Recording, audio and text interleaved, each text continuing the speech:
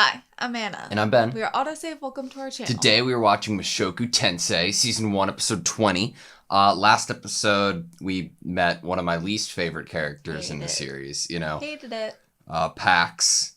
And, I mean, he's awful. It's awful. He's the worst. But, you know, we got a little bit of balance in our lives because when something bad comes into our life, if you look a little deeper, you might find something that balances it out as a good, right? And that good is Ginger York.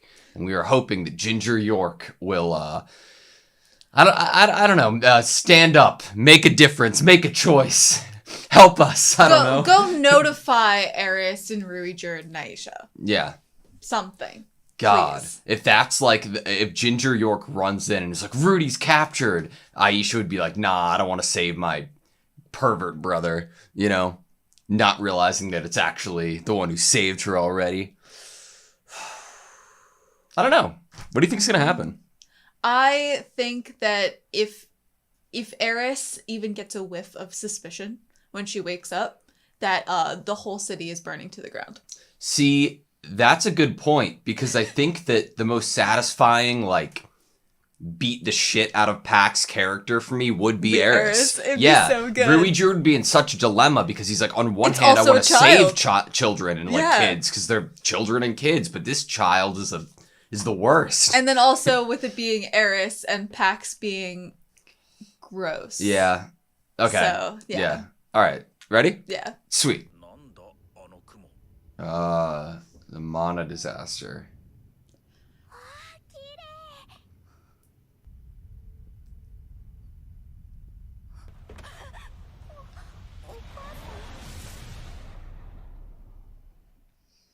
So that's how Paul ended up with Norn, because he was holding her. Yeah, but like... Sophie and Zenith were... What an intuition, right?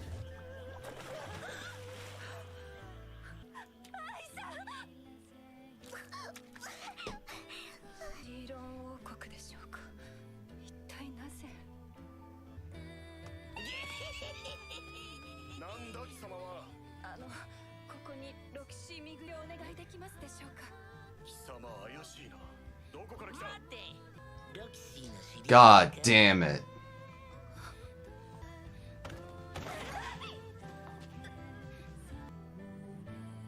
Really immediately. Yeah. That was so smart of her to like go to Roxy. Jesus Christ, I hate this kid so much.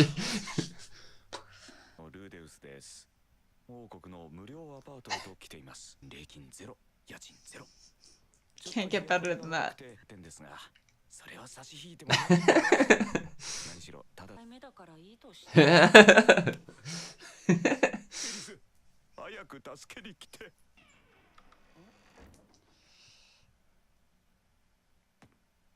Ginger York? If we're so lucky. No. Oh no. Look at that haircut. I figured they were all dead if Pax was able to do what he's doing.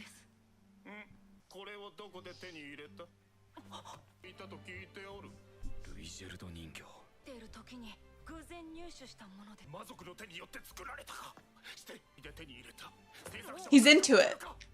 Is he a fan?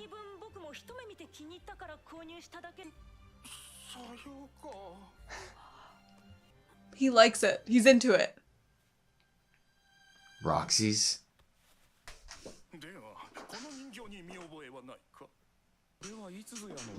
Oh my god.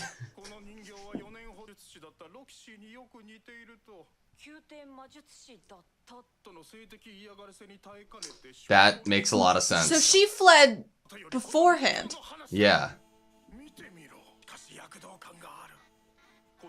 He's a fan! Yeah.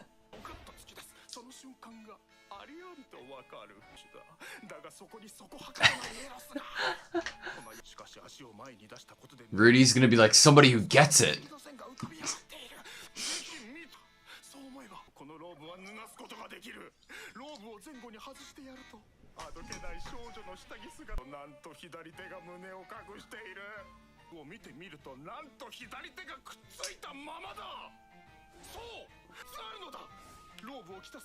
Interesting that he.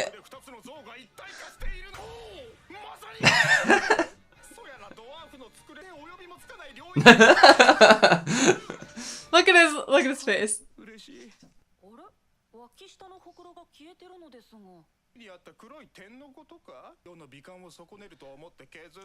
Wow. Oof, oof, oof. Rudy's about to go Super Saiyan, dude.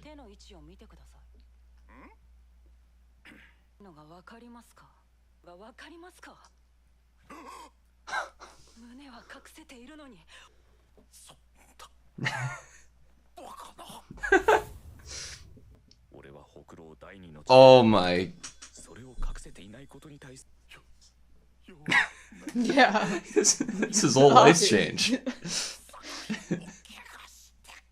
At last he's seen the light.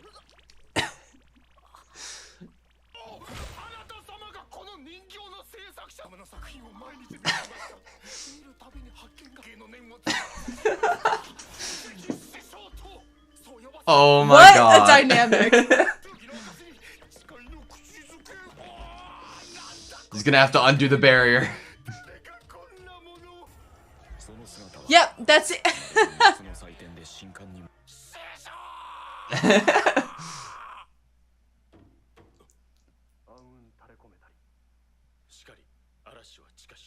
God, I love cryptic passwords to enter buildings.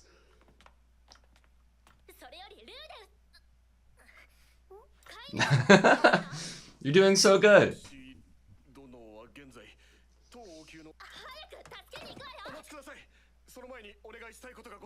Rescue us and our families first. Kill him. Yeah.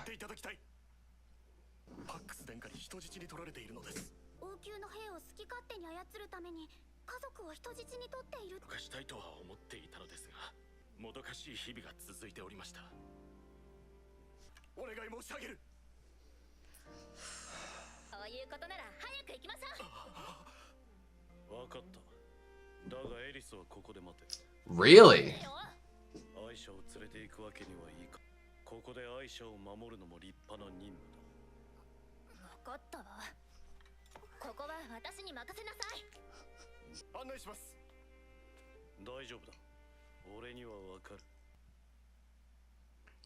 God. Mechanism.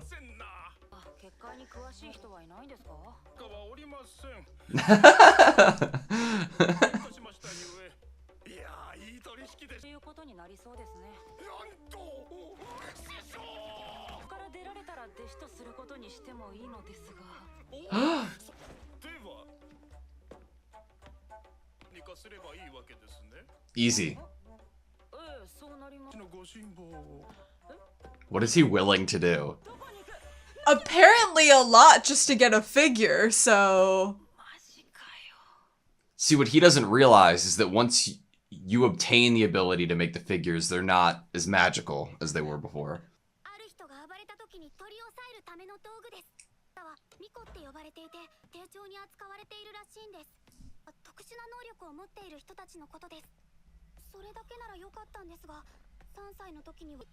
What?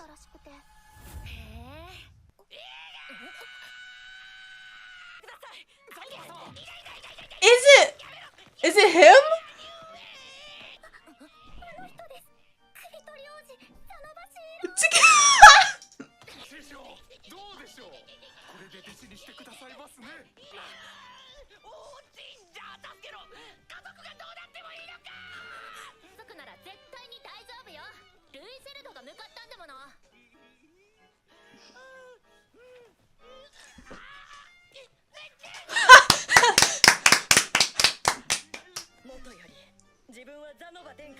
And again, I will do this.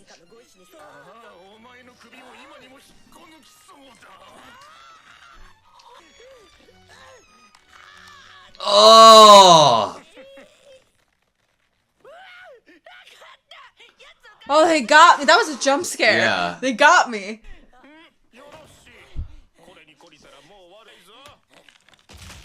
Oh! Humans.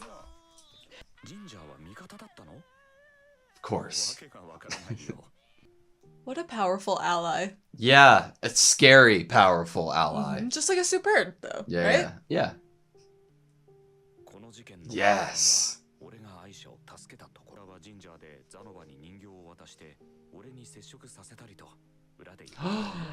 Oh, Ginger did Because save the day.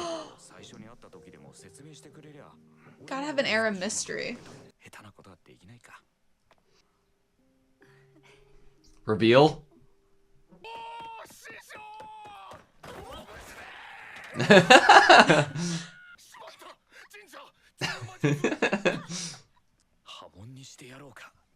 No, keep him around. He keeps things lively. Wonder what his homework's gonna be. Oh.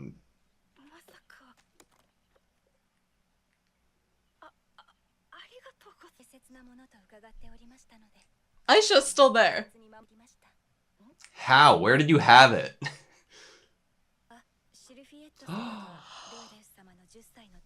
Is that like showing us where his next direction is gonna be, is to save Sylphie?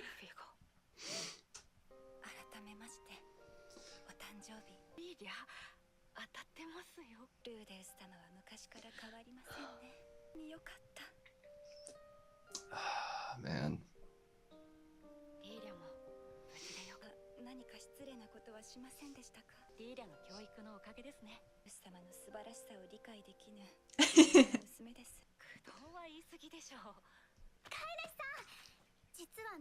Oh gosh.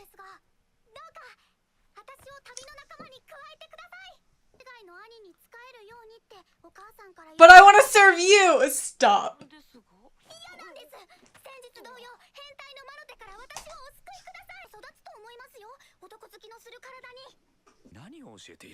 He just complimented her parenting. Yes. Oh, cute.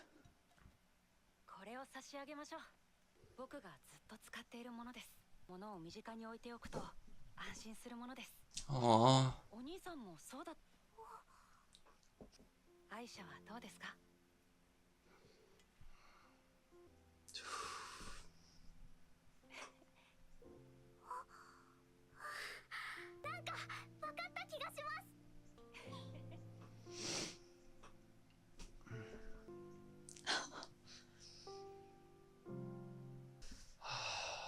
They do expressions so well in the show, you know?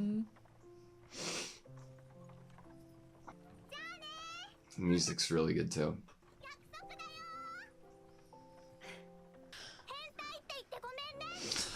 Oh, She did understand!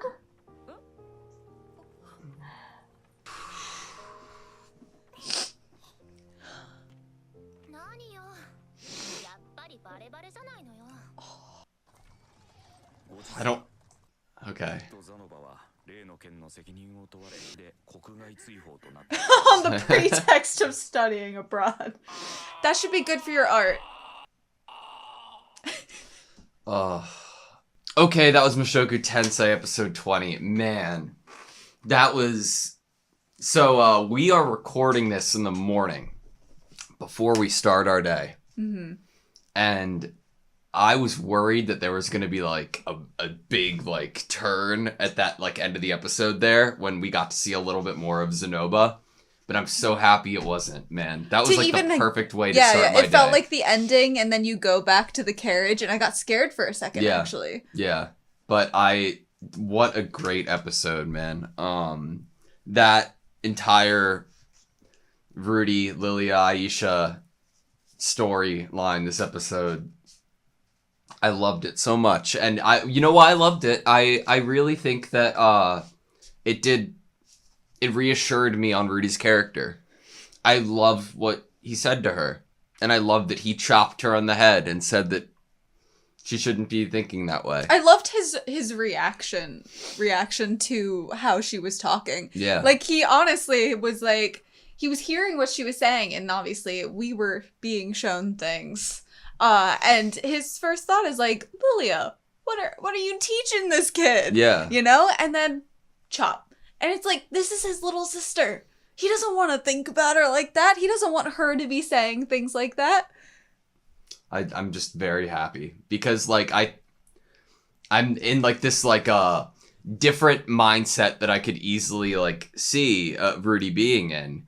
Like, oh, this isn't my real family. I'm in a different world. Like what? Like I never want to see that. Like I never want to go 5 steps back. Yeah. You know? It's almost like, wouldn't that have been something that Rudy, you know, when we first met him? Yeah, and I think that more openly. This show has built characters like that I love, like Eris and Ruijerd, sure, and Roxy and like Paul, but I'm finding myself very like fragile in terms of Rudy, and like because I'm really enjoying his character, and I think that they've done a great and wonderful job, and because of that and how delicate you have to be with what they're doing, I'm terrified that like anything like horrible like would happen to it, and I'm just really it sounds so weird to say, I'm really proud like I can't even begin to imagine how hard it must have been to write a character such as Rudy and write it so that it keeps the viewer in this place of both liking the character, being proud of the character's growth, but also like having full awareness of the major problems with this character and the past life of this character, and still want to watch their journey even though we have that knowledge. It's a very like fragile and delicate kind of story to be telling, and a person for us to look at, and I find it so refreshing because I feel like main characters in stories are often either just this like really marshmallow for you to put your own kind of to immerse by inserting yourself into their position, or they're just this super sweet, do no wrong angel that actually lacks depth. And so it's never, if you, a lot of shows, if you ask someone what their favorite character from that show is, a lot of times they're not going to say that main character, because the characters surrounding that main character have the complexity, the depth, the emotional kind of roller coasters, the backstories. And the main character sometimes is just more like either that a solid device. rock. It's a solid rock of sweetness, basically. Yeah. Or it's a device for the viewer to like insert themselves in the story and relate and feel like they're a part of it. Yeah. And Rudy's definitely not either of those things. Mm-hmm. And it's very refreshing. I feel like it's so fun to witness a story from a perspective that it is not relatable to you. Yeah. It's like when you pick up books as a kid, like, did you pick up books that were like the main character was similar to you? Like, but no, I read books from a wide variety of like main characters, not just like young girls when I was a kid.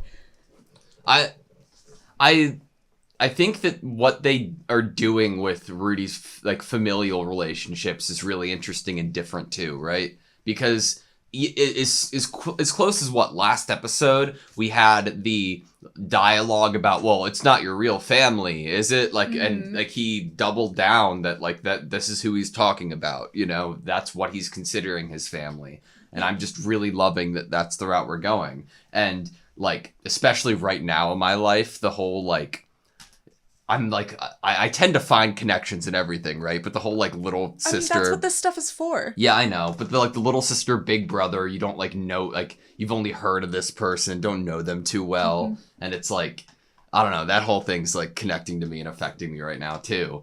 But I absolutely love it. And I love that there's a little bit of depth to Aisha's character too. And I think that I might see a comparison between Aisha and Lilia. Like Aisha had known for seemingly quite some time that Rudy was who Rudy was. And in a similar boat, I think that Lilia only was saying certain things to Aisha because I think that Lilia had an assurance in her head that when that time came and she was behind a closed door and listening in on their conversation, that Rudy would step up and instill like a it's big almost brother like wisdom. Parenting to Rudy in the same moment that she's parenting to Aisha, which is very interesting. I mean, Lilia's the one character from the family that knew who Rudy was, like actually like knew the dark side of Rudy. Yeah. She knew that from when he was a baby. Mm-hmm. So it is kind of like, wouldn't it be easier for her to kind of parent him in the best way if she's the one that actually truly understands him? Yeah. And so this really is a moment where it's great to bring up that, like, this is kind of like a purposeful, like, and the way she was kind of just listening in, like, she knew how this was gonna go. Yeah. Man, starting at the beginning of the episode, when Lilia goes forward to, like, hold Aisha, that kind of, like, took me aback for a second, because it gave us a couple things. We now know that, like, who is with who, like, and, like, how it works definitively. I mean, it was pretty obvious to assume whoever's touching each other, but it's really cool that we got it here, because it shows Lilia's, like, I don't know if Lilia has more knowledge than we know, or it was just that motherly instinct of, like, I don't know what's happening, but just in case, I'm going to shield you from it and protect you. I thought that was really crazy, because Aisha was even like, Mom, what? And it was because she thought it was pretty, too. Like, she was like, whoa. But we don't see, like, Paul react. We don't see Zenith and her reaction here. It was interesting. And then they showed up in the bottom of a lake. You know? I love Lilia's character. I'm scared of where Zenith is. Okay, so if we're going, I was hoping that Sylphie and Zenith were hopefully with each other, so it was like 2, 2, 2, you know? Yeah. Like, Ghislaine can handle herself. I think it's okay that she is alone, probably. Most definitely alone. Maybe Zenith not now, was a member of the Fangs of the Black Wolf too, right? I'm talking for Sylphie's sake. Gotcha. I don't want Sylphie to be alone. Yeah.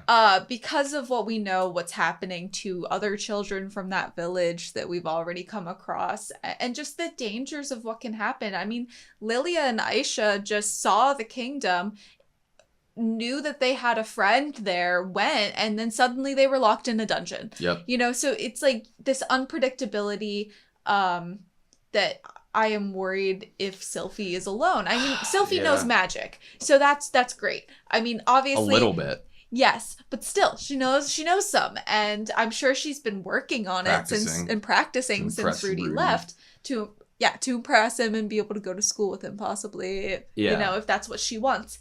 And so, you know, she has some things under her belt to protect herself, but still, I don't know how she'd handle waking up alone. You know, that's another element. Like, sure, you might have some tools under your belt and some weapons, but that waking up alone when your whole life you've kind of been following this one person and then also waiting for them to come back. Yeah. That you're already, like, maybe that's what it is she will feel mentally like she's not alone because she's been thinking of Rudy this whole time. Yeah.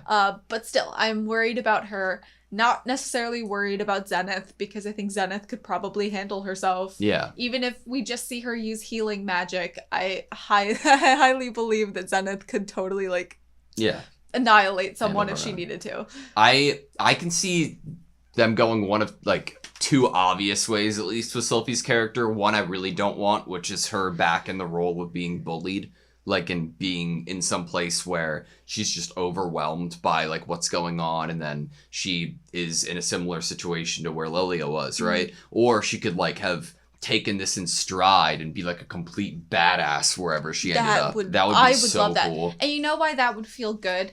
Right before we got to Sharon Kingdom, we were talking about, and Rudy was talking about, the reality that's some of his family could be in a very bad situation. Yeah. And then we get that. We already got it. We got that with Lilia and Aisha. You know, we already got the bad scenario of them being locked in a dungeon and not treated well.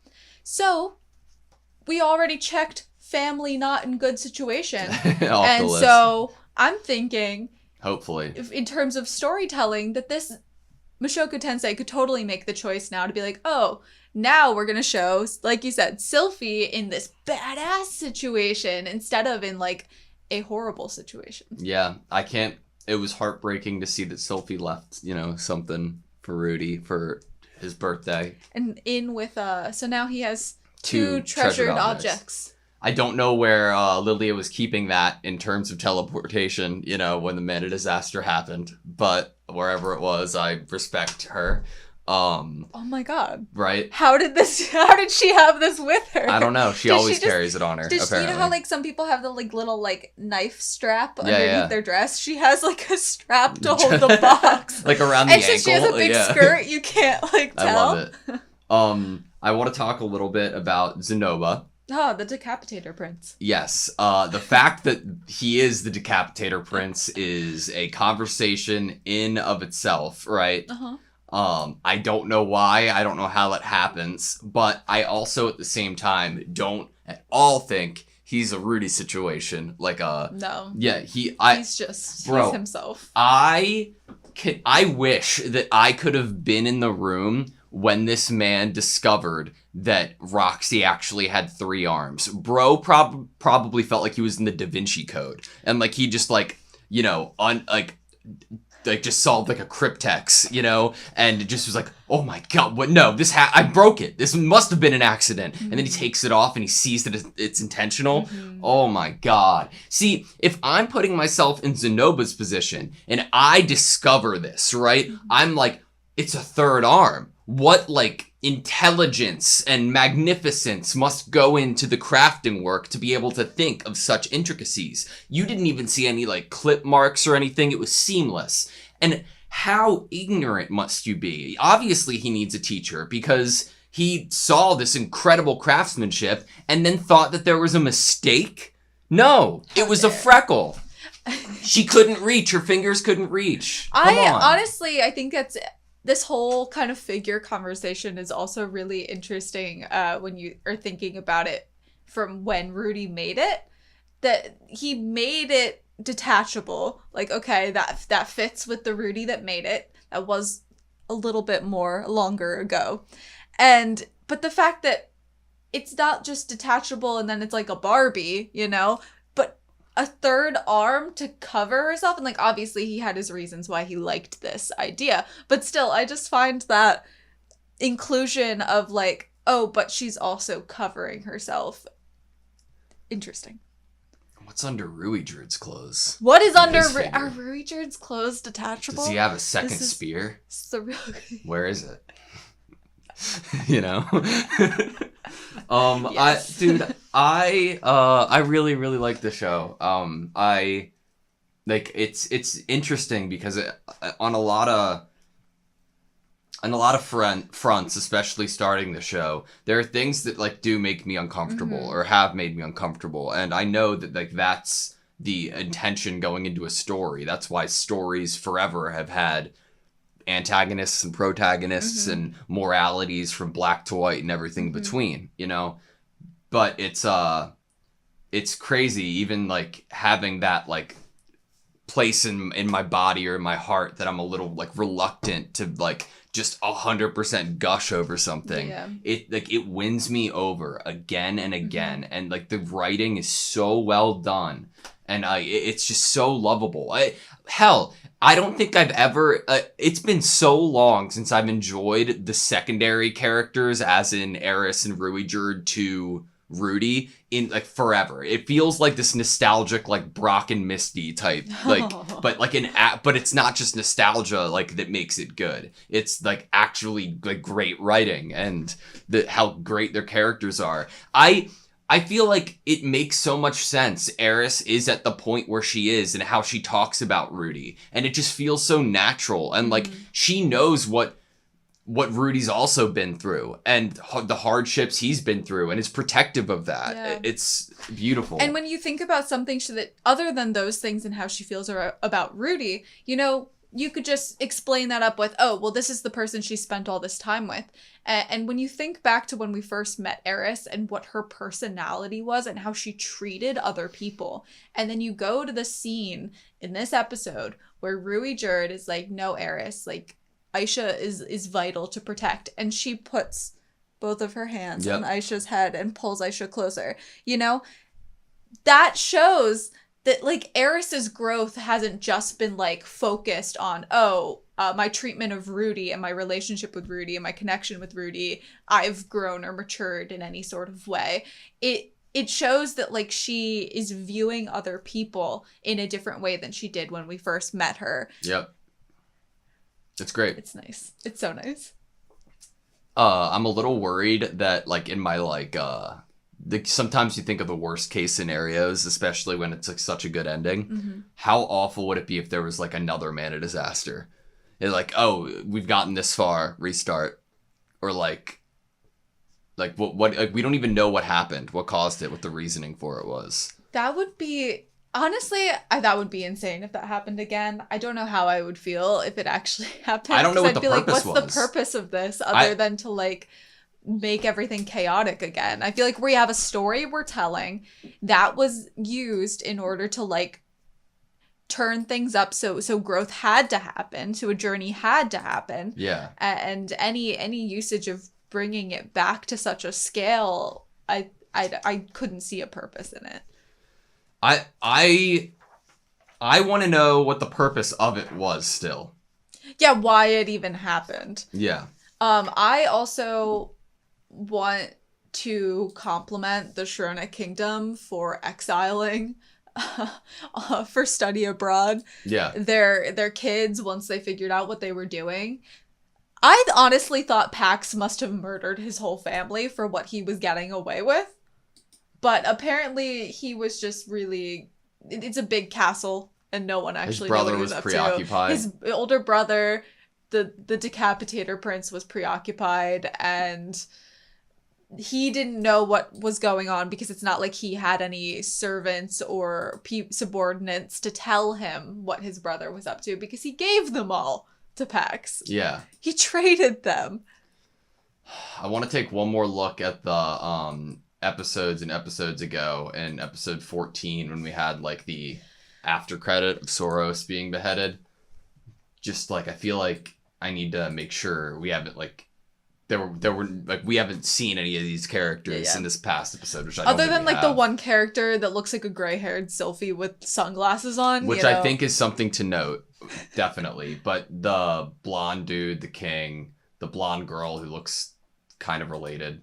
I don't know. Nothing. She has main character energy. She does have the main character girl. energy, yeah. God. All right, that's all I have. Oh, other than Ginger York. Ginger York. I knew it. Had to. There are just some characters, you know. Mm-hmm. That you just trust automatically when you meet them. You just know. Yep. Mm-hmm. I had a plan in the works in the beginning. Had to have. Definitely.